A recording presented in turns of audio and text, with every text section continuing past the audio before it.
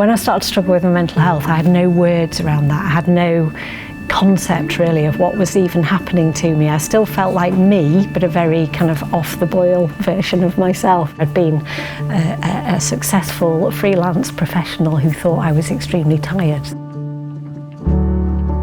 They said if I kept working, I'd end up in a wheelchair. So when you lose that status, you lose your self-esteem and you go from being the top of the pile to the bottom of the pile, and it's hard to stomach.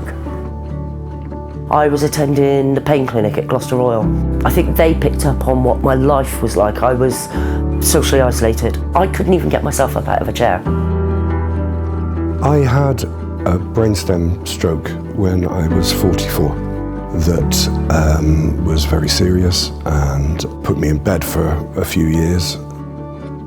And the doctor at the time prescribed Artlift.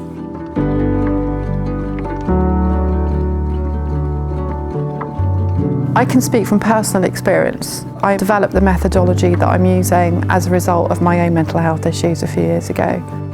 I love photography, I love nature, I like walking.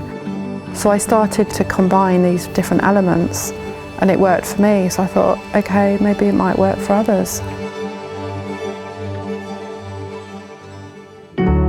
I became a GP in about 1995, and quite quickly I realised that quite a high proportion of my patients were coming to see me about predominantly non-medical needs, really. Sometimes people actually got pills when perhaps they didn't need that and they needed something different. What was really interesting was that if patients came to see the artist, they tended to stop seeing me, and that was really good for them. I think one of the things that really interests me is the impact creativity has on people's ways of thinking. So I see people using their creative thinking to solve problems within the sessions, and I think that shifts the way people think about their approach to things out in everyday life. None of the NHS stuff helped me. And then I came here, and actually the fact this wasn't in a medicalised place, I was greeted like a creative fellow human being. End of.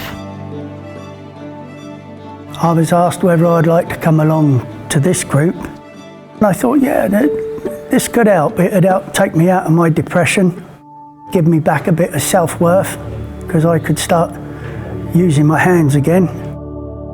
I don't know whether it's a type of mindfulness or whatever it might be. When I drew, and then subsequently when I started painting, I just felt better. I'm walking so much better.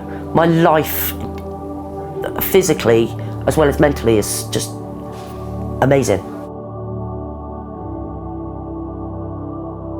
I think the primary reason why we need to invest in arts in prescription services is that it's quite simple, it makes people better. The second thing is it saves money in other areas.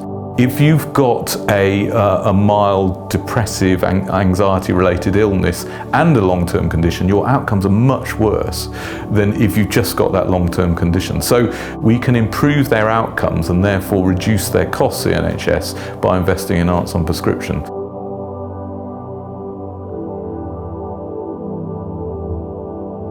It made me start to think that things perhaps weren't as bad as I thought they were. I've got an amazing life now.